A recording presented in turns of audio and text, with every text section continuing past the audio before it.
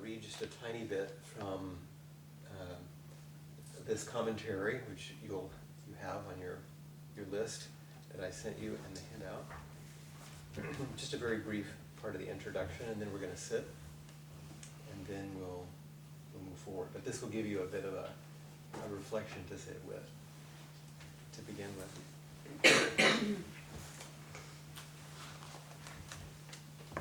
This is from Joan Sutherland. The sutra that Vimalakirti speaks is a 2,000-year-old Buddhist text that tells a strange and wonderful story. So this is the beginning that says, once upon a time. At the center of the story is a man named Vimalakirti who is lying on a sick bed in an otherwise empty room, in an otherwise empty house, in a city in northern India. He's considered a bodhisattva, which is to say, an awakened person who has chosen not to melt into nirvana so that he can remain in the world to work for the awakening of everyone else. The sutra is called, in some places, the reconciliation of dualities. And the first apparent duality has just appeared. How is it that a deeply enlightened person is sick? You know, it's the small quote that I started your handout with. I'm sick because the whole world is sick. Isn't the whole point of enlightenment to elevate someone beyond limitations and sorrows of ordinary life? But Vimalakirti doesn't seem to want to be elevated. He says, I am sick because the whole world is sick. The implications of this explanation, which is also an expression of love and a vow, reverberate through the text. So this is what we'll be sampling, investigating, immersing ourselves in, being challenged by, hopefully inspired by, and encouraged by this love and this vow that reverberates through the text.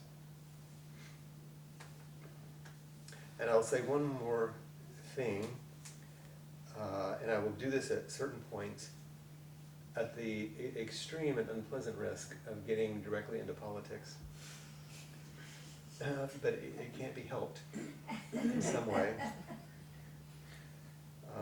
So this is a tiny bit of historical background, in which I'm not a scholar of these things, but you can correct. The sutra was written down in India about 500 years after the time of Shakyamuni Buddha. And the Buddha taught during the middle of the first millennium BCE, when a revulsion against the excesses of the Iron Age was being expressed in many, many places. She goes on. So these people at that time, during these various places, the Buddha in northern India, Socrates in Greece, the Taoists in China, this is all happening at the same time. They expressed a collective anguish about the violence and brutality of the time. Just check and notice if any of this sounds familiar. Many of the antidotes they offered involved withdrawal from the fray, intense self-examination and meditative practices. Nothing else can happen, they believed, until the fever breaks. It's an interesting concept. The fever breaks. And if the culture won't calm down, they could at least treat themselves one by one. In fact, the word nirvana is etymologically linked to a word that means the cool after a fever. One connection. This sutra comes from a time of powerful tensions between Buddhism, between this classical vision with its focus on attaining freedom from being reborn in the suffering world, the traditional or original Buddhist teaching, and the emerging Mahayana with its commitment to staying in the world, to help all beings attain freedom from suffering.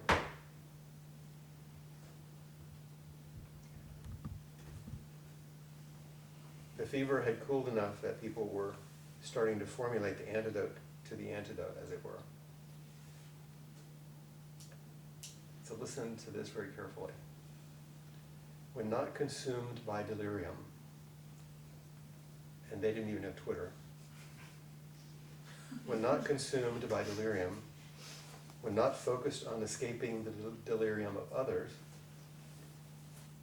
we begin to turn back toward the world. Hearts shuddered in fear, yearn to open again to something larger than self-preservation. And the sutra offered a perspective and a practice to support those who wanted to turn back to the world. But it couldn't completely shed the habit of turning away, so much so that it ends with a passage about practicing really hard so you can be reborn in a better place, reversing the core message of the text. There's a little twist toward the end, but we're not going to get that. We're going to go back to this, but I hope from just this beginning, do you see how uncannily relevant this particular little sutra is and how powerful? So hopefully we'll continue to unpack that in a way that's practical to your own life and our collective lives, and that offers us a practice, a shape for practices, and an ideal for qualities that will be instrumental in helping us through a time of delirium, which is all times. It takes a particular shape and form right now. I thought it was interesting where they speak about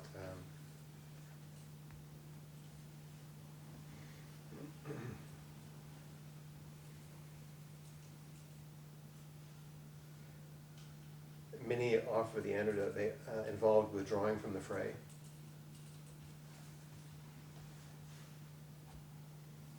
And I was just reading something about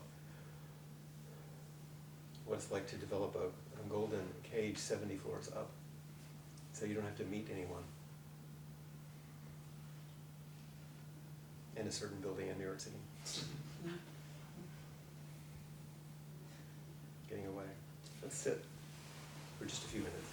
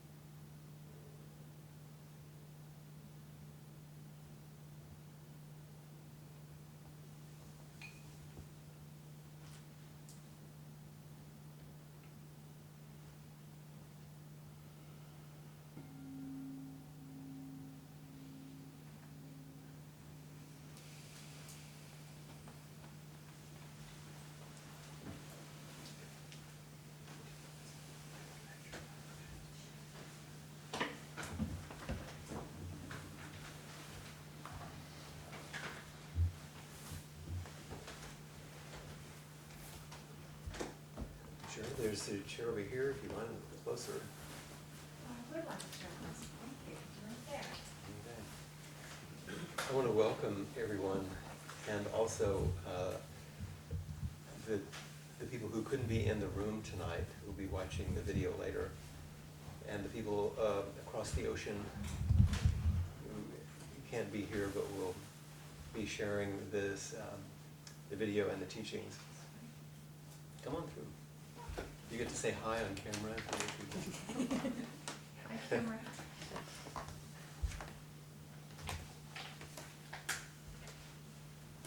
Nearly 20 years ago at the Austin Zen Center, the Vimalakirti Sutra was the first thing that my teacher asked me to teach.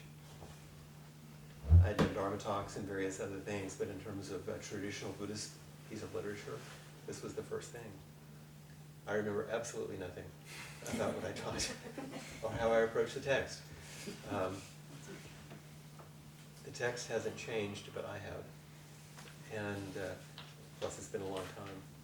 And so it just seemed like an appropriate time to come back to it. Not because of my previous relationship with it, because of the way in which I saw it being so reflective of our current times and its use in supporting our own practice at this time. And I think I made it pretty clear in the things that you read that encouraged you to sign up about why that was the case. It's so interesting that we have this nearly 2,000-year-old text, which is a story of a very wealthy and powerful businessman who ends up being this amazing bodhisattva, who has qualities that are exemplary, and who lives a completely lay life, never does a monastic practice, like our small temple meeting place, and yet is enlightened, and more importantly, leads others to liberation, despite whatever his own state of mind or heart is. So I thought it was altogether worthy of our study. As is typically the case, I invite you to read and engage and have some intimacy with the text on your own. We don't have a class every single week where we go into intricate detail with every line and every chapter. We could do that, but I actually don't find that the best way to enter the text. We'll take sections of it tonight, hopefully to give you an orientation to the whole thing, and some of the qualities and some of the reasons why I think it's worthy of our study right now. And I'll also attempt to give you some notes ahead of time like I did this time, because it seems to get your mind going in the direction. And we'll use them as our guide, but also go further. Please don't hesitate to ask questions or interrupt. I'm not giving a lecture. We're all in this together. So raise your hand, ask questions, whatever you'd like. I may repeat them for the recording so they can be heard. So don't think just because I'm hard of hearing, I'm responding in that way. It's because others won't be able to hear if I don't repeat the question. So does that sound like an okay place to start? Any other? Seem like you're still in the right place?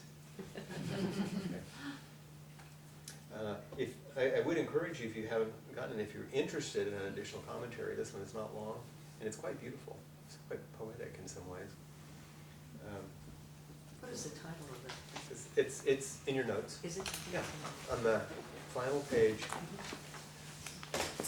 It'll tell you on there, so you got a bibliography.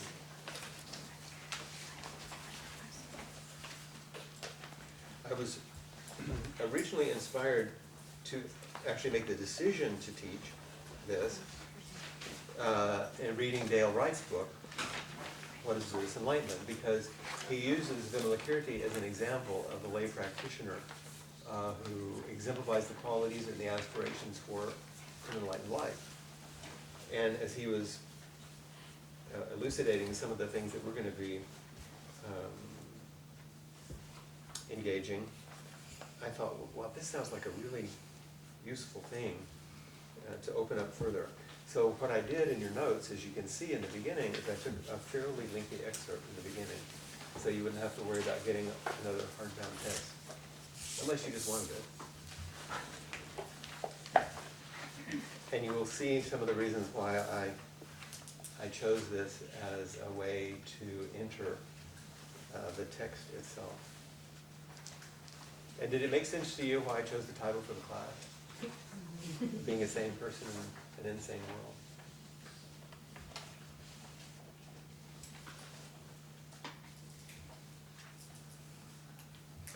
So let's look at Dale Wright's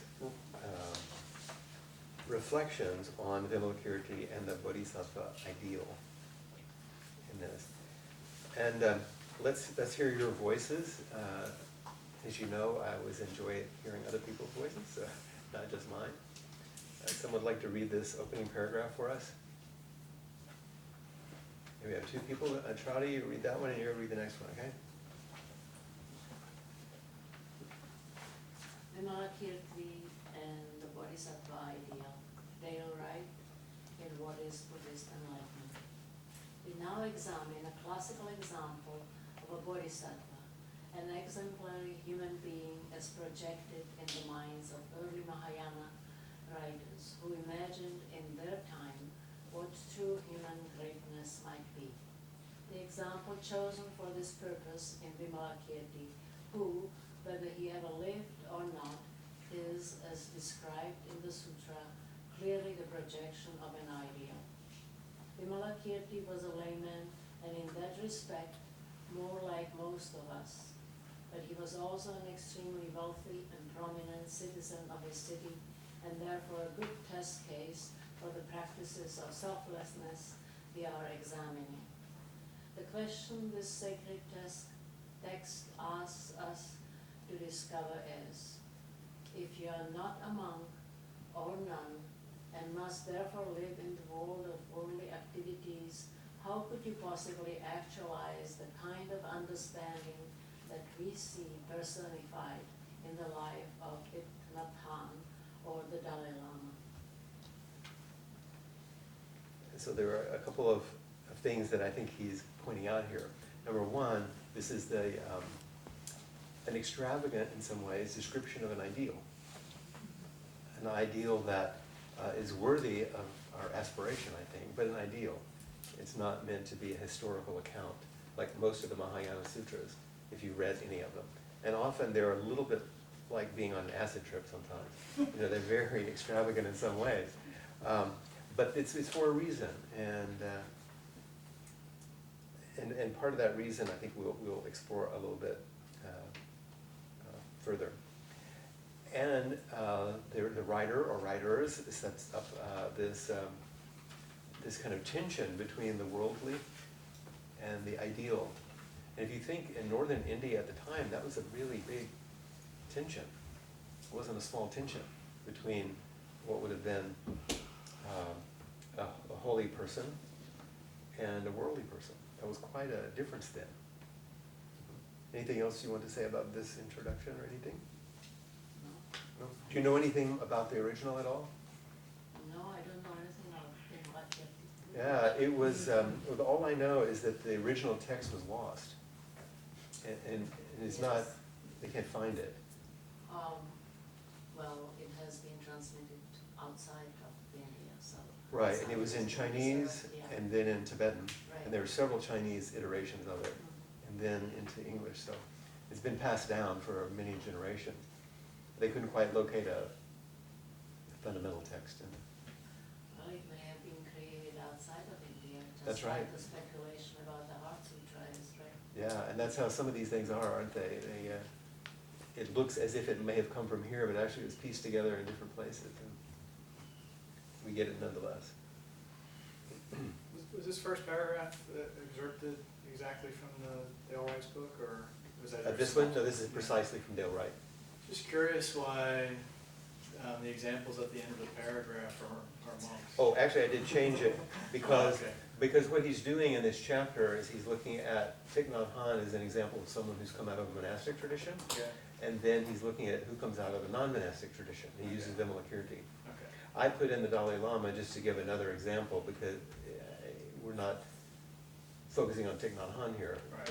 But all he's saying is there are ideals of Buddhist enlightenment that came out of monastic practices, and there are actually ideals that came out of non-monastic. We're also going to touch on, but not go into, Layman Pang and some of the others that came out of this tradition. So thank you for asking. That's why that reference is in there, Okay. and why I added the Dalai Lama just as another contemporary example. Okay. Yeah. Just wanted to say something about the title, of being sane in the insane word.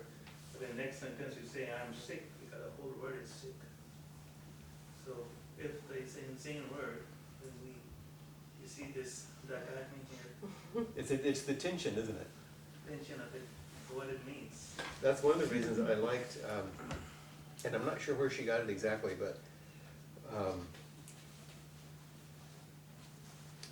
Joan says that the sutra is also called the reconciliation of dualities. And so it's taking these two sides and helping us go deeper, and you're picking up on this. I made the title very dualistic. And Vimalakirti is saying, I'm sick because the whole world is sick, but he's not saying, I couldn't be well. And we'll investigate why he would choose to be sick.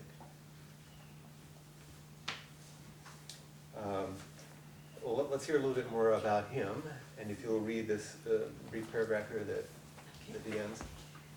Vimalakirti is introduced in the second chapter of the sutra as a great man living as a wealthy and prominent citizen of the city of Vaisali in India. He was known for his superior understanding of Buddhist teachings, his compassion for all living beings, and his eloquence.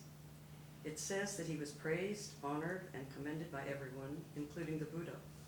The following are samples of the kinds of character traits that the sutra attributed to him. And you want to go ahead and read those character traits? In order to be in harmony with people, Vimalakirti associated with elderly people. And I'm going to interrupt you, I'm sorry. The part that she's reading right now actually comes from the sutra. Ah, And Dale Wright is quoting. quoting the sutra. Okay, go ahead, sorry. Associated with elderly people, with people of middle age, and with youth. Yet he always spoke in harmony with the Dharma. He engaged in all sorts of business, yet he had no interest in profit or possessions. To train living beings, he would appear at crossroads and on street corners, and to protect them, he participated in government. To develop children, he visited all the schools. He was honored as the businessman among businessmen because he demonstrated the priority of the truth. Truth? Go ahead.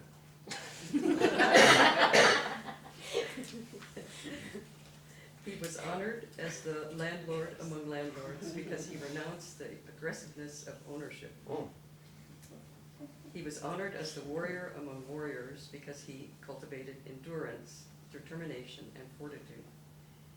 He was honored as the aristocrat among aristocrats because he suppressed pride, vanity, and arrogance. oh. He was compatible with ordinary people because he appreciated the excellence of ordinary merits. I just found it interesting. And the second chapter, as he's pointing out, and we'll take a look at some point, I think Robert Thurman, or one of the other teachers, no, it was Dale Wright, talks about that chapter. He says is one of the, almost like a genius-like thing in the Mahayana, because of the way it describes the qualities of a bodhisattva. He says one of the great shining examples in the Mahayana Sutras, that second chapter that this is referring to. So here we have the beginning of the description of this character that we're going to get to know. This is the character development part of our story.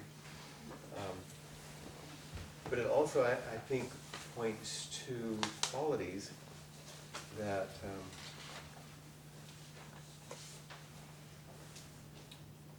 well, I'll speak for myself. Qualities that throughout my life, and certainly at this point in my life, I have not just a personal aspiration for, but a longing for, to see, to feel, to hear, to experience in the world that I live in. I want to invite relationships and intimacy with people who would express those kinds of characteristics. And we live in a world right now where it's complicated, these kinds of, the specific kinds of character traits, aspects of virtue that are sometimes in short supply. Let's talk a little more about these character traits. For some reason, it says character. You should probably read this one, on the top of the next page. These character traits are just the beginning of what is attributed to Vimalakirti. And this is back to Dale Wright. The author of the sutra has done is, based upon his training in the various disciplines of Buddhist thought and practice, to project an ideal layman to provide a clearly defined literary embodiment of the highest trajectory of Buddhist practice. Oh. Here, the whole history of Buddhist practitioners has been given a clear glimpse of one powerful vision of the goal of enlightenment. So this is in some ways serving Dale Wright's goal of talking about what is Buddhist enlightenment. But it also lets us know kind of what he's up to. And that in some ways, through this one narrative of this one man's so-called life, we see the whole story. We see a living example. We don't hear theology so much, or even philosophy, but we see a living example of what it means. And if that's the case, and he's a layperson, then maybe it's possible for us to move in the same direction. Someone want to read the next paragraph? Yes, please, and then Margaret will read the one after. It is worth pointing out at this juncture that what we see in this examination is not a norm or an achievement that we can expect to see among Buddhists, but rather an ideal. Just to stop right there, only because I think it's really important to note this difference.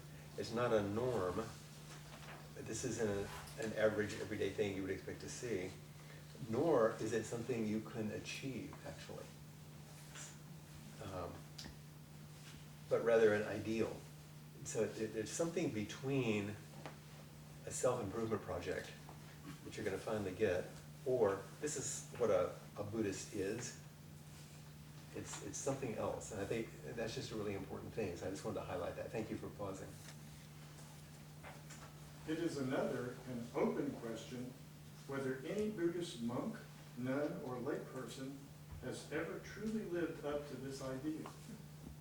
Ideals are always cultural projections and the highest aspirations imaginable by a group of people. And they are always undergoing modification through history. Moreover, ideals are, strictly speaking, unattainable.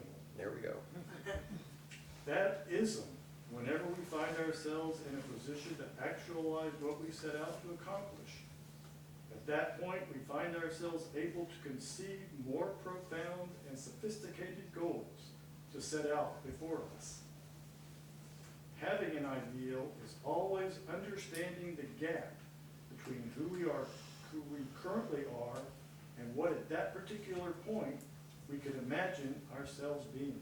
That's a good sentence, isn't it? Yes. Say that one again. Having an ideal is always understanding the gap between who we currently are and what at that particular point we can imagine ourselves being. As we move toward it, our imagination deepens and our target will be suitably altered or extended. It doesn't say as we move toward it, we are gleeful at its near accomplishment. No, it says as we move toward it, our imagination deepens. Not our accomplishment heightens, our imagination deepens. That's a really important difference. Is that as we move towards these aspirations, our capacity for imagining what's possible as a human opens and extends and is alive and is enriched by that practice and by that imagination. And our target will be suitably altered or extended by that shift in imagination. So in a sense, we get farther. We get farther You get further. rather than closer. That's one of the that's one of the problems with reaching something. Then it goes dead. It's done. I mean, you lose the trajectory, you lose the energy, you lose, unless you want to reify and sustain your ego that can now claim it and have it, but this is a different enterprise. And yet we can feel, as limited human beings, this gap between where we sort of feel ourselves to be and what we can imagine ourselves to be. If we are an achievement-oriented type person, we can feel pain in that gap because we want to be whatever the good thing is. But if we're a practice-led person, then we can see that as actually a gift. That gap is a gift. What it's offering us is the possibility of deepening our practice, opening our imagination, relating to others, helping other people, which continues to open more and more space. Not put us further and further behind, because there's no behind to get, and there's no achievement to go. There's just, it's a different kind of movement that we're speaking about, which is altogether not materialistic. I have a problem with the goal-oriented. It seems like you have to imagine where you want to be, and then maybe you'll get there. And I just don't think, I don't agree with that. That's what we're saying. No goal. We agree with you. That's what this is saying. Okay. Let's look about Vimalakirti's case. In Vimalakirti's case, somewhat in contradistinction to much of the Buddhist tradition before him, what we have is an ideal of worldliness. Ideal of worldliness wouldn't be a phrase you'd see in Northern India at that time, in some ways. Rather than following the contemplative monastic track of Buddhist culture and withdrawing from the messiness and virtuelessness of the ordinary world, Vimalakirti dives into the world and uses it as a basis of his own practice. He is pictured, contrary to much of the earliest Buddhist tradition, as spending time with gamblers, prostitutes, drunks, and shysters. In addition to children, government officials, policemen, and the homeless. In their midst, he maintains equanimity, poise, wisdom, and most of all, compassion. When in contact with anyone, the question before his mind is, how can I help this person open to greater insight and to a form of life in which he or she can flourish without self-imposed diminishment and suffering? So that's a statement you can underline right there. Hmm? The question that he asked. That's a good question, isn't it? The aspiration guiding is numerous activity. His. Should be his, I think. Should be what? Should be the aspiration guiding his numerous. Okay, right, thank you. This The is my bad aspiration typing. guiding his numerous activities is no less than the transformation of the world. And in view of this lofty goal, he simply smiles in tenderness when the rest of us scurry past him in our various small-minded and selfish pursuits. So here we see a person who's immerses himself in the world instead of trying to take themselves out or above the world, which was very much part of the monastic or yogic tradition at that time. And so this is a revolutionary way of addressing spiritual practice at that time. Any other questions or comments on this? Does it seem clear enough? One thing in that last line that really sticks out to me is that he smiles with tenderness, and there's just that extra flavor of not just being okay with where he is, but caring about the others as they're scurrying about. Mm-hmm. Just that tenderness. Yeah. It adds really a sweetness to it, doesn't it? Yeah. So the question in his mind is always, how can I help this person? How can I help this person, not how can I help this person? How can I help these people? Open to greater insight and to a form of life in which he or she can flourish without self-imposed punishment and suffering. And his aspiration in doing this is the transformation of the world to be a better place. So I think it's a lovely practice path for any person, but certainly any person of wealth or power who can make a difference. It sounds like a curriculum for politicians. I kind of questioned his groupings, or thought about questioning his grouping of the people, Mm-hmm. because it's like he groups them, and this may just. Like the bad people and the good people? Sort of. Yeah. I wondered if that's what he's doing, but he also includes the homeless with the government officials and the police, Uh-huh. which I thought pretty interesting. And Kind of a civic grouping there. Yeah, I do think that he's very specifically pointing out that there wasn't like a reified group that he would stay with, that he would open to anyone. However, he's putting attributes to those people, just the way he grouped them. Yeah. Yeah, I think it was on purpose, to make a point. As I was reading this, these are the little pieces that I read, which made me think this would be a good thing to study. Does that make sense? I would do so. And then I thought, what are these qualities that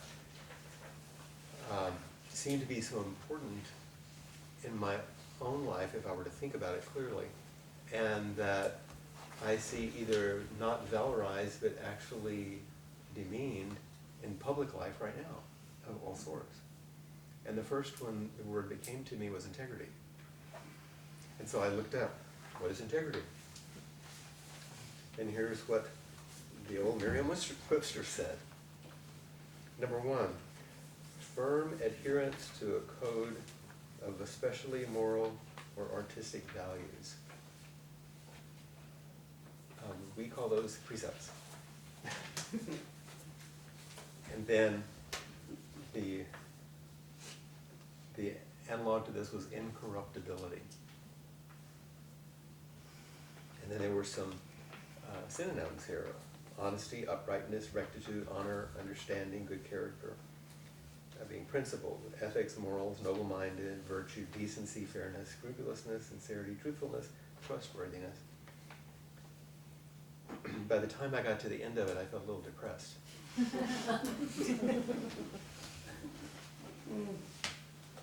firm adherence to a code of especially moral or artistic values. I love the way that they say moral and artistic. Ethics and beauty. One without the other leaves something. And they have to actually go together for a full sense of integrity and incorruptibility. You were going to say that, man? I was just saying, it's so interesting, the moral and or artistic, that they're together. It's just. Yeah, and it doesn't say, it says moral or artistic, but I would say and, to tell you the truth. Because without the imagination of artistic values, morality can be rigid and harsh. And without ethics, art can be kind of wild and, of course, dangerous, even in some ways, even if it's wonderful. And there's a way in which the good and the beautiful, go together. The second definition was an unimpaired condition, soundness. Like the building has integrity. It wasn't broken by the storm, and it has some integrity to it. Soundness, robustness, strength, sturdiness, solidity, durability, and stability. So we also would like to live a life of not so corruptible, but also a sense of being sound, and maybe resilient in some way. And the third definition, the quality or state of being complete or undivided. I would say like wholeness, unity, unification, wholeness, coherence, cohesion, undividedness, togetherness, solidarity. So these were the things that resonated with the kind of sense I had about integrity, but it was interesting to read them and to see the specific ways they were laid out, because I thought, do I want to live as an expression of my own life in my family life, in my song life, in my community and civic life, in which what is held up as the highest good is incorruptibility, soundness, and wholeness? And my answer to that was yes. Those sound like qualities that are in short supply that would be really useful for us to pay attention to. And I thought, well, who demonstrates integrity? I thought, well, maybe a person who's mature. Because we use that word around here quite a bit, so I looked at maturity. And this particular list of qualities, you get a lot of them, of course. I liked this list among all the ones that I found because Tim Elmore is actually works with adolescents. In other words, that edge of maturity and that crucible in which maturity is coming into being. And here are some of the things that he says. Somebody read the first one. Yes? A mature person is able to keep long-term commitments. One key signal of maturity is the ability to delay gratification. Part of this means a person is able to keep commitments even when they are no longer new or novel. They can commit to continue doing what is right even when they don't feel like it. What do you think about that? See, it'll shake your head. Yeah, there's, we read it, we agree, and then part of it's going, oh boy. Yeah. Once again, these are aspirational qualities of maturity. It's an ideal. What's that? I said it's an ideal. It's an ideal. And the capacity to delay gratification is, I think, a particular way of speaking about non-grasping. Of course we have aspirations, and of course we want certain things to happen, and we endeavor mightily to make good things happen. But the ability to delay gratification and not need immediate and precise feedback that we're the greatest is probably a useful thing. That way we can keep commitments, even when they're not just shiny and new. Because something is worth committing to. It has value over the long haul, and we can hang in there with it. And doing, of course, what is good or right, even when we don't feel like it. Because it doesn't have to do with feeling. It has to do with what our commitment is. Flint, didn't we just say earlier that an ideal is unattainable? Mm-hmm. So I don't think this is an ideal, this particular one. I think There are it's some ideal qualities to it, but I think that it's the way I think about it. If you have the ideal unfolding of this flower, it's not attainable, but the complete unfolding is. The actual lived expression of this flower can be complete, full of integrity, and it's not going to do it in an ideal way. You could make the silk one this completely perfect, or whatever you want to call it. And so I think we're talking about a full fluorescence of who we are would be more the attainable piece, which requires a lot of acceptance, and also not so susceptible to the second one. You want to read that one? Wait, I have a question about the first one. Yeah. Well, there's kind of a subtle distinction here. The other day I heard someone say, I'm going to do this because I said I was going to do it, even though their implication was, even though it may not make sense anymore. And that's not what That's a little different thing. Yeah, but some people say that, just, you know, I'm doing it because I promised or something, when the facts Yeah. change. And often what I'll say to folks is, integrity means,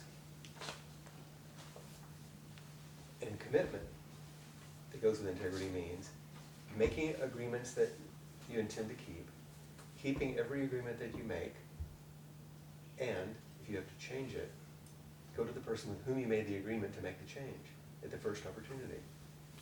And so, yeah, you make only agreements you intend to keep, and you keep the ones you make, but sometimes you gotta change them. And if you do, you go to immediately who you made that and say, I think this doesn't make sense anymore. You know, there's that story, I don't remember the whole deal, but that story on the salt marches when Gandhi changed his mind. You know the story? Where he had led them to one thing against the British and then they were going to do another one. And these people were quitting their jobs and, you know, en masse, like they were doing to follow him. And then he decided it wasn't the right thing. And they said, but you told us, and I can't remember the exact phrase, which is of course the good punchline, which I can't remember, but it was basically, do you want me to be consistent or you want me to be of integrity? It was something about I have to do what's the right thing to do, even though I said previously. Well, it makes me think about, and this is somewhat obvious, but internal versus external integrity. Are you being, you know? Internal and external integrity? Yeah, are you being, having integrity to others or to yourself, and those aren't exclusive. That's right, that's right. And both of them have to be attended to, don't they? Yeah. Thanks for bringing up that distinction, that's a really important one. It's kind of related to that. When you, in the part where it says delay gratification, I guess I'm curious how you might interpret tolerate difficulty. And then what I mean by that is, like, since we're talking about the real world, you know, a lot of people might stay married because they made a commitment, and like maybe when the kids are gone, or you know, so like you're delaying this, you know, this belief maybe that things will be great when at some point. Or I'll do less damage at some point. Yeah. Or less damage at some point. So that delayed gratification is, at least for me, is kind of mixed with this tolerate unpleasantness. Yeah, and also you're beginning to ask the kind of questions that bring us to the middle way. There are ways to go astray on any of these points, one way or the other. I get delay gratification in a way that's harmful because I don't make decisions I should be making. And I can delay gratification in a way that's very, very useful. It's sort of like overusing or underusing power. You know, it's not about should you do it this way. It's what's happening when I go this way, what's happening when I go that way. And so wholesomeness is a really good criterion. And we're going to get back to that further, actually. Okay, number 2. A mature person is unshaken by flattery or criticism. As people mature, they sooner or later understand that nothing is as good as it seems, and nothing is as bad as it seems. Mature people can receive compliments or criticism without letting it ruin them or sway them into a distorted view of themselves. They are secure in their identity. So this is obviously a psychological construct, the secure in their identity thing, which doesn't have to do with the Buddhist concept here. But this reminds me of that statement you've heard me mention that Mel Whiteson made to me. He says, our job is to not take criticism personally, even if it's meant. You know, and our job is also not to take flattery too personally, even if it's meant. How do we take in the nourishment of relationship and the variety and the stimulation of being related without always looking for a valoration? I'm above, I'm below. I'm higher, I'm lower. I'm better, I'm worse. We're constantly doing that. And it's not about not enjoying being supported, encouraged, and loved. And it's not about rejecting feedback that can be useful or instructive in some way. But it's not about the constant evaluation and not being so thrown off, where every single thing is, if someone says something you don't like, there are people that you've probably heard of who are very thin-skinned and can't take criticism.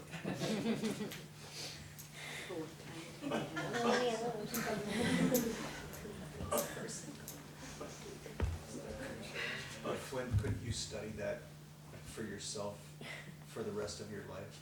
Like, I feel like all of these. Yeah. or just that concept, like, it's easy to get hooked, either way, I think. Right? Absolutely. It's delaying gratification. And Jason was saying this is something that you could study for the rest of your life, this constant evaluation. Yeah, am I really being honest with myself? You know, you could get caught either way. That's right. So it's not just about high, low, right, wrong, good, am I being honest? Yeah. To have that kind of integrity with myself. Well, I was gonna say, I think in that flattery or criticism, it's interesting when someone points out something that you had no idea about, that probably is true. Can A be quality true. of yourself that you had not. A quality Yeah. of yourself, and someone either, flatters you with something about, or points out something that you really, it wasn't in your consciousness. Right. But then it comes in, and then there's that time of contemplation about Or the shock. validity of it. Maybe, or shock too, but I always think that's Yeah. the observation of others that, that is valid, and that causes you to go back into yourself and think about that. It's Oh, I think that's if we're talking about maturity and integrity, my definition of a good friend is someone who asks more of you than you ask of yourself. So it has to do with that calling you forward. Right. And I don't mean demand, I mean something that calls forward the best Mhm. in you. But some of the ways that the internal, you were talking about internal and external, happens, where we get the feedback. Mhm. So one of the ways that I recently noticed I got feedback, that was all just within me, is all I did was stand outside of a store front window and wonder who that old person was in the window. I didn't recognize the image, but it was a perfect reflection of me. But that's not the way I saw myself. It's like, then what do I do with that? Am I discouraged by the criticism? Or then suddenly like,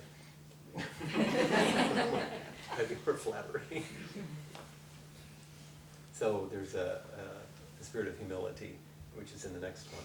Someone wants to read that one. Okay? A mature person possesses a spirit of humility. Humility parallels maturity. Humility isn't thinking less of yourself, it is thinking of yourself less. Read that again. I like that. It's really good, isn't it? It is very good. Humility isn't thinking less of yourself, it is thinking of yourself less. Mature people aren't consumed with drawing attention to themselves. They see how others have contributed to their success. This is the opposite of arrogance. It's just kind of painful to read these, isn't it?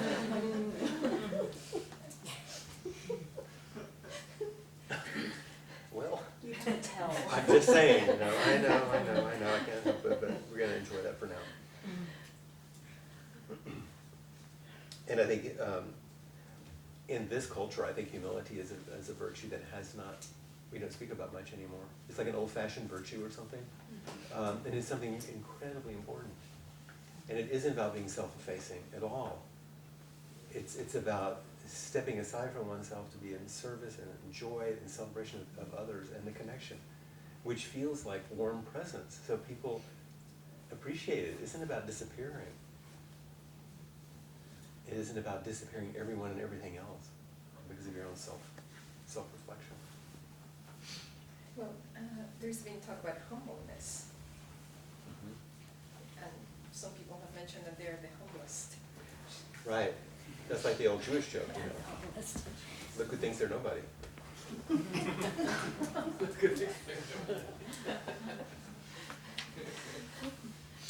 You want to read number 4? Me? I don't, Yeah. I think I prefer my but it's not There you go. A mature person's decisions are based on character, not feelings. Mature people, students or adults, live by values. They have principles that guide their decisions. They're able to progress beyond merely reacting to life's options and be proactive as they live their life. Their character is master over their emotions. So it's a little bit managerial the way it's spoken of here, I think. But there is an important point, is that we have, I think, a culture, especially a psychologicalized culture, that values feeling. Like that's they should guide everything. Is that, do you feel like it? Does that make you feel good?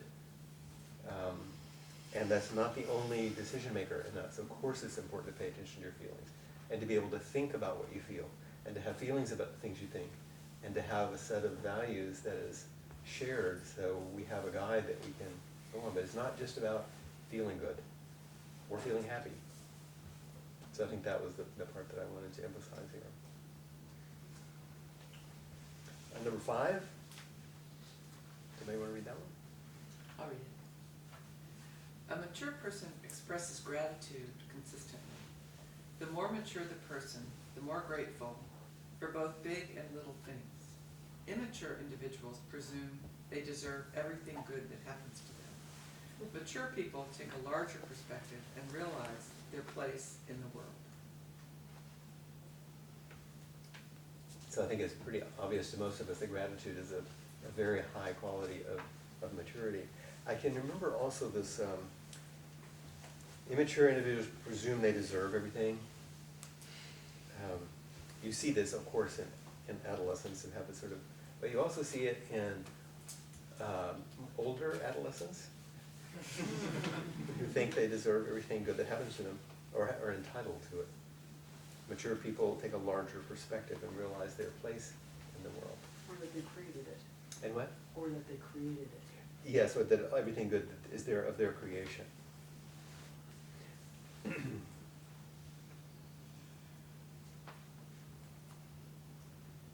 I can remember one time working with my primary mentor that I worked with for 35 years, and someone in a group discussion said something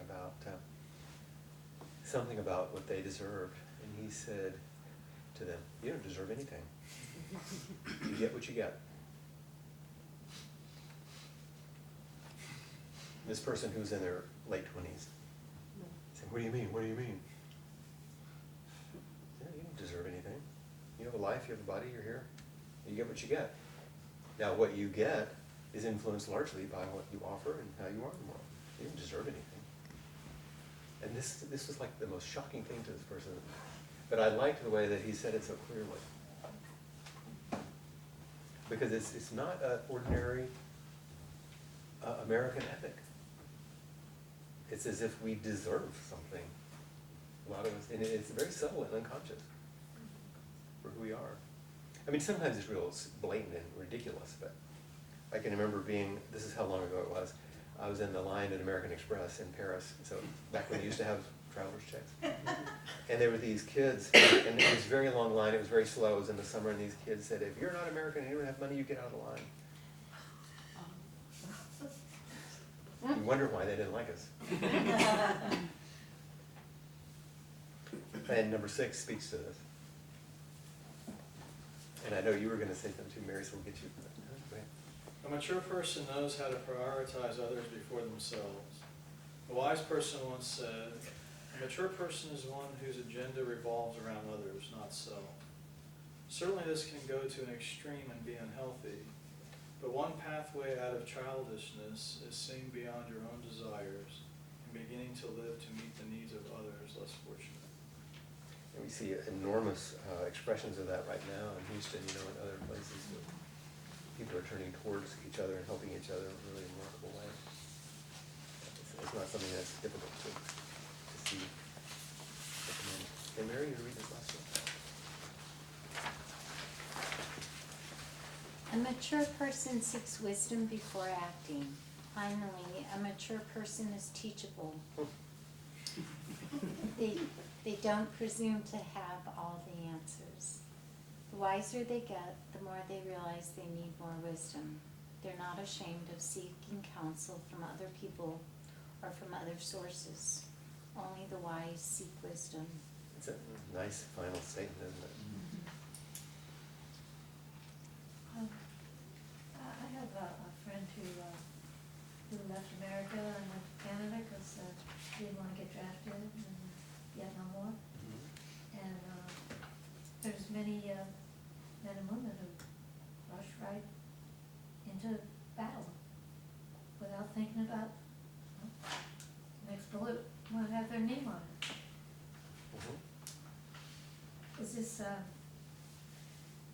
this good or is this questionable? Mhm. There's no easy answer to that, is there? What's wise? This then becomes a class in situational ethics, but we can't quite get into all of that Okay. here, because it's the one thing that's clear is there's no one right answer, but this kind of cluster of qualities, which some of which are also described in these qualities of self-energy from the internal family system. Some of you know this system, and some of us use it, and so I just thought I would have them here because these same qualities are ones that seem to be expressed in a person who has some integrity and some maturity, both emotional and cognitive and physical maturity, relational maturity, all these different strands. Would you like to live a life in which someone would say, gosh, you're really calm. I love your curiosity. You seem very compassionate. You're full of confidence. You're courageous. You're very clear. I love the way that you're connected to each other, and you're very creative. Would that be a nice list? Yeah, speaking of an ideal kind of list. But these are actually practical too. If you read their definitions, which we're not going to go through all of them right now, and really sit with them, these are things you can actually use. For example, let's just look at the first one, which is very straightforward and fairly simple. Calm. Being able to maintain a physical and emotional calmness in the midst of stressful situations. To have a calming presence with others. Equanimity. So if that's a quality that you would hope to express or encourage, maybe something you express to others or encourage from others, being able to maintain physical and emotional calmness in the midst of stress, to have a calming presence, some sort of equanimity. You could take that one thing and say, okay, today, that's what I'm going to sit with. What is calmness? What is equanimity? And just let yourself sit with it without any expectation that you would understand it more, that you would figure anything out, but let it inform you. The next day it might be curiosity. Another day confidence. And see if what these mean to you, not just what they mean, but do they live in you? Where do you find these pieces in you? And what kind of conversation do you have? Suppose courage wanted to speak to clarity. Is it courageous to run into battle? Maybe. But if you have a lot of clarity, it's like, that's foolish. They begin to talk to each other. Confidence and curiosity. How do they relate? So there's a lot of ways to play with these, almost like they're a koans. These qualities. Now, in some ways, there is an analogous set of qualities that emerge from the Mahayana, from the Buddhist teachings, which we call the paramitas. And these are the practices of the Bodhisattva. So, Vimalakirti is spoken of, return to our character here, he's spoken of as a Bodhisattva. And the practices of a Bodhisattva are these 6 perfections, or paramitas, they're called. And we're going to return to Dale Wright in his description of these relative to Vimalakirti. Okay? Someone want to read our first paragraph here? Yeah, Jean. Practicing the 6 paramitas. What, according to the sutra, does Vimalakirti do or practice in order to develop and sustain this level of magnanimity? That's a hard Help one, me. isn't it? Magnanimity. Being such a great guy. He practices the 6 perfections, a set of ideals articulated in the most early Mahayana Buddhist sutras as the basis of the Bodhisattva's life, and that emerge in the sutra over and over again for consideration. The Vimalakirti Sutra introduces these 6 ideals in 6 sentences, one each for the perfection of generosity, the perfection of morality, the perfection of tolerance, the perfection of energy, the perfection of meditation, and the perfection of wisdom. And then here are the 6 sentences that actually come from the sutra. says his wealth was inexhaustible for the purpose of sustaining the poor and helpless. He observed a pure morality in order to protect the immoral. That was interesting. He maintained tolerance and self-control in order to reconcile beings who were angry, cruel, violent, and brutal. He blazed with energy in order to inspire people who were lazy. His concentration, mindfulness, and meditation, he concentrated, that's not right, he did something about concentration, mindfulness, and meditation in order to sustain the mentally troubled. He attained decisive wisdom in order to sustain those who had little understanding. So all these are just description of those 6 perfections that you were reading about, and these are returned to over and over in the sutra. And so I'm highlighting them here so we can watch them as they come up, because these are qualities that in the Mahayana are talking about integrity, maturity, and these qualities of the true self that we talk about in this sort of lay way that we've just spoken about them. Can I ask a question? Yeah. So this one about, he maintained tolerance and self-control in order to reconcile beings who were angry, cruel, violent, and brutal. I don't quite understand that. What I took it to mean is he was a mediator. He, Okay, I see. yeah, he Okay. maintained control and self-tolerance in order to reconcile beings who were angry, cruel, you know. Each other, okay. Uh-huh. I got it. That was my understanding of it. There may be another reading of that. And to have tolerance when people are angry At him. To not, it's like in To not internal family react. systems, we say self invites self, parts invites parts. So when you're caught up in something, you're going to start fanning the fires of more cruelty, brutality, and all that. But if you can maintain the qualities that we're talking about, then there's a slow invitation to invite that from the other as well. You want to Thank read you. the next little bit? Okay. Transforming the. Yeah. Transforming himself or herself and enlightening his society are so closely linked as to be virtually the same activity. He honestly thinks that if he is deeply generous, impeccable in moral standing, always tolerant and patient, full of energy, profound in meditative mindfulness, and penetrating in wisdom, this will permeate the minds and behaviors of others, and through this process, the whole society will be transformed. In a way, this starts touching on the inner and outer that you were talking about. That he's saying if he can, transforming himself and enlightening his society, we're so closely linked. What you do inside and what you do out, we're one activity. Sometimes you may focus here, sometimes you may focus there. Yeah, I feel like some of these are placing a lot of, or my sense is that some of these are placing a lot of value on an external integrity, which is kind of taking responsibility for other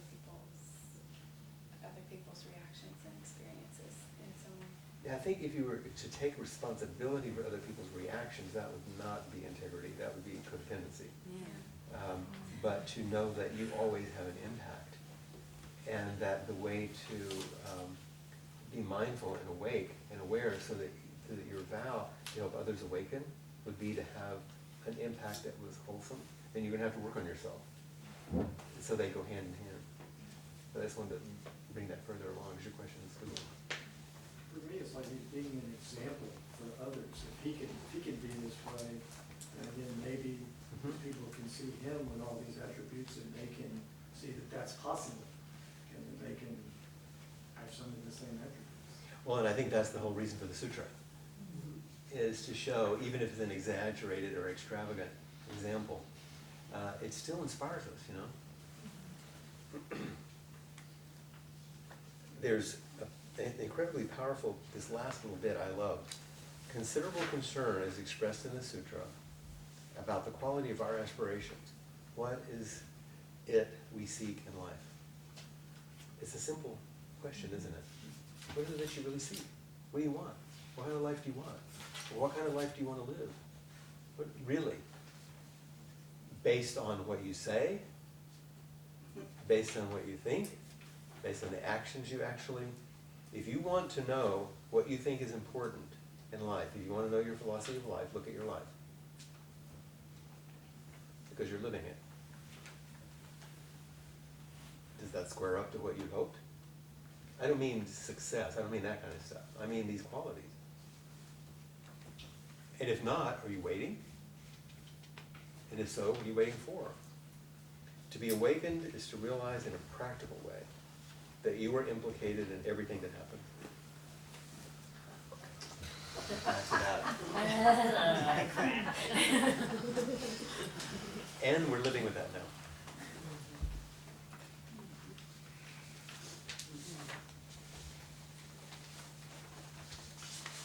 Now I wanted to add another curious piece to this first beginning, since we're doing this big overview today.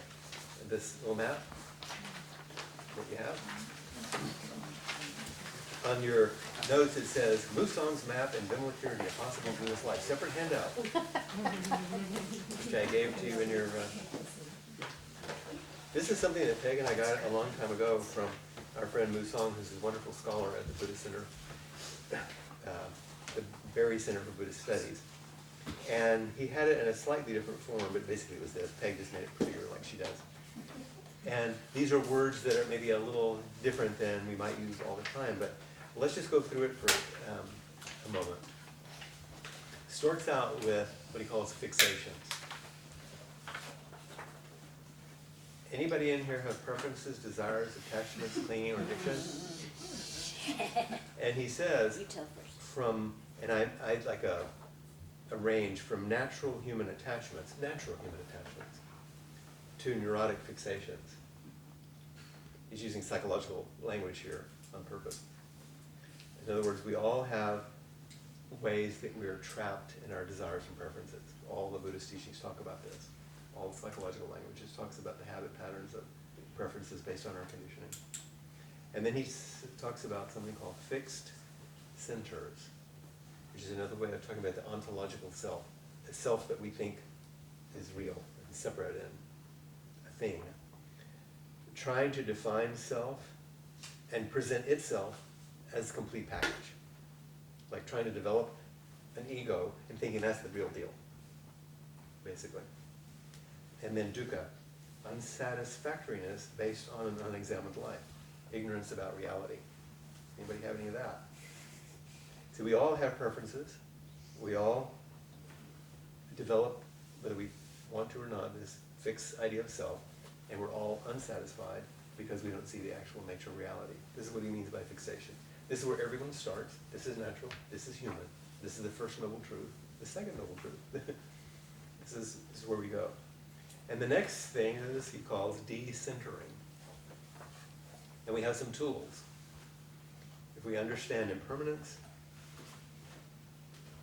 no independently existing self, emptiness, the possibility of liberation, and emptiness, shunyata, then we have a way of beginning to work with these preferences, work with self, work with dukkha. And he says, these are beyond intellectualization about these tools. In other words, this isn't something you can think your way out of. This is a radical deconstruction of the self. This is where practice is. This is in the middle, the deconstructing.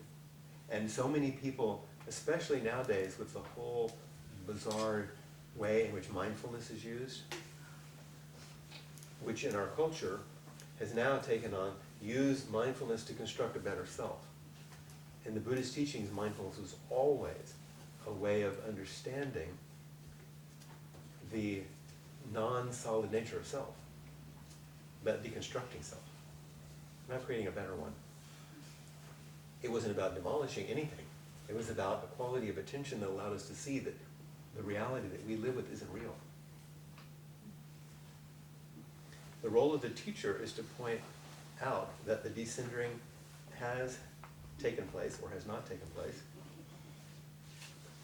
And I love it. And yet, we are still here and the old conditioning wants to rush in. Have you noticed that? You have great insights of freedom and then the next day, same old shit. So these are just some, we have fixations. We begin to break things apart. It begins to open up. It begins to move around. We have more freedom. Pema Chodron uses another imagery, she talks about fixation, some of you read this, like a room that's your special room, ego, where you have exactly the right temperature and exactly the right light and you have exactly the right furniture and everything's good, and you even stuff things under the door in case unsavory scents or light comes in, you know, and you have, everything is just perfect, exactly, you want it, and you're completely trapped and completely isolated now that you've developed this self. And that the decentering is opening the door and opening the windows. And what you get is everything, but you're no longer trapped. You're free.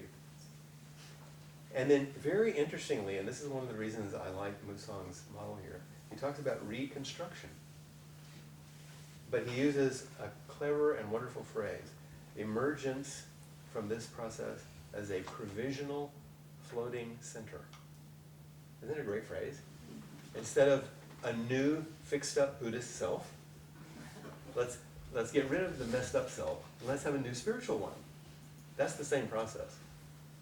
This is the deconstruction of what we thought was a solid self, so that we still function, we still know how to get home after class, you know, and we know how to pay the IRS on the 15th of the month and all that, you know, we know what to do. It's a provisional floating center, not a solid nailed down self.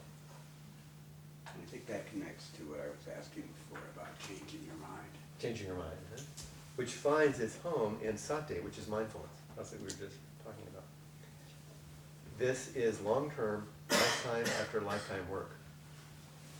This isn't a weekend at Esalen. This is long-term work. And then we go up to recentering, expressed as the Brahmaviharas, the four abodes, loving kindness, compassion, sympathetic joy, equanimity. These are qualities that are very similar to what we just talked about in integrity and maturity. But then the big international no. Most contemporary, at least quick fix meditations, want to go from the neurotic to the sublime. Just like, oh, let's meditate and go there. They don't realize what it's going to take. And if you talk to people about what it's going to take, they go, you know, I didn't really sign up for that. I just want to feel better. It doesn't happen. You will feel a little better. You'll have a much better constructed self that you have to hold together with tape and baling wire. And you can keep on trying to hold it together, but it will continue to fall apart. And at some point where it won't be held together anymore because the inevitability of illness, old age, death, divorce, difficulty, car wrecks, all kinds of things happen. And you just can't hold it together anymore. Or elections. And so these qualities come out of this process only. And then can be expressed in the world as upaya, skillful means. So spend some time looking at this. It's a really lovely image. So not only do we have an ideal of what a Buddhist life might look like in the person of Vimalakirti, we also have a map from one of our buddies that says, and this is kind of how these teachings go. And now we have a roadmap to use as we go through the sutra a little bit. Put your face here. Oh. I mean, it's just so important and so unattainable. Both. And it is realizable and it is livable. It's just not, it is unattainable. But that doesn't mean you can't live it. Yeah, no, that's true. And that touches something in you. It does, it's just A lot, it is a lot, absolutely. It's part of the challenge, I think, and the maybe foolhardy courage that we have to have if you're sitting in this chair to offer it anyway, because it's really important. Even if it's not literally attainable in a certain way, it is livable in little moments, day to day, just like it is right now between you and me. Because right now, that's all free and open. And it's like that. It's not grand, but it's real. Mm-hmm. So thank you. Thank you. I also gave you a short map of the sutra. If you look It's actually the chapters in the book in a way, but I added a few things, just so you know. Organization of the Vimalakirti Sutra. And we're gonna start with this next time. It starts out where the bodhisattvas are gathered with the Buddha in this park. And the park, by the way, was given to the Buddha by a prostitute, which starts right off the bat, like there's something wrong with this picture, you know. And then number 2 is that chapter where the great qualities of Vimalakirti are described, which we referred to. And then the Buddha realizes that Vimalakirti's sick, and he asks for volunteers to go talk to him. And they all say, "No way, I'm not talking to him, he scares me. Last time I went," and then it describes how that they kicked his ass. I mean, he did to them. On and on and on, through all the bodhisattvas and all the disciples. Then he goes to all the bodhisattvas, and they say, "Oh no, I'm not going." In the process, we'll see how it's actually describing something important by going through this. So number 4, the bodhisattvas, likewise, the bodhisattvas stay there and confident to meet Vimalakirti until Manjushri finally says, okay, I'll go. And then once he says he'll go, everyone else says, well, you're going to go watch. We want to see how it goes, but this is going to be awesome. And then chapter 6 gets into the realm of the crazy Mahayana wonderfulness. It's a room that's 10 by 10, and 32,000 bodhisattvas get in there, and they're all given a chair. But it's a wonderful image that says something important. Number 7 is the fun one. The goddess is in the house. There's a goddess, and she wreaks a bit of havoc, which a good woman should in this case. Number 8, the Buddha way. Vimalakirti expounds a verse to describe the Buddha way. He shows people what they're up to. And there's a lot of Mahayana teachings here in number 9. And then number 10, fragrance accumulated. It's time for lunch. They need a break. This has been rough. And just for the heck of it, they get a magical Mahayana Uber, and they all get transported to the Buddha in the garden, suddenly. And so the Buddha asks Vimalakirti his perception of what it means to be Buddha, and they have a nice conversation and talk about the laws or the teachings, the Dharma. And then in the last, the future of Bodhisattva Maitreya is entrusted to the Dharma, which means possibilities expound. So this is our what we're going to read about. And I've given you the references to the translation we're using, the commentary that I'm also using, which is quite beautiful, and this what is Buddhist enlightenment, if you'd like to look at a little more about. Phew. Okay. So I know we didn't get very far into the actual sutra itself, but the framework, I think, part of what Shirley was saying is so crucial. So now we have a context to read it in. Now we have a way to really look at it. And in between, since it's only once a month here, you can read, study, sit with these qualities, ask your questions, write them out, bring them in, challenge me, tell me where I'm wrong. You know, we'll examine this stuff, because this kind of examination about what it means to live a good and fruitful life, not only inside but in harmony with others, is what's not a luxury these days. If we don't do this, it's not going to look good. It's not going to go well. This is something that's really crucial that we pay attention to. And it's really beautiful and amazingly lovely, terrifying work. All of that in one. So, on that note, we'll clean up. Thank you for hanging out. I know sometimes this late in the day, people get really tired, so I appreciate your attention. Thank you.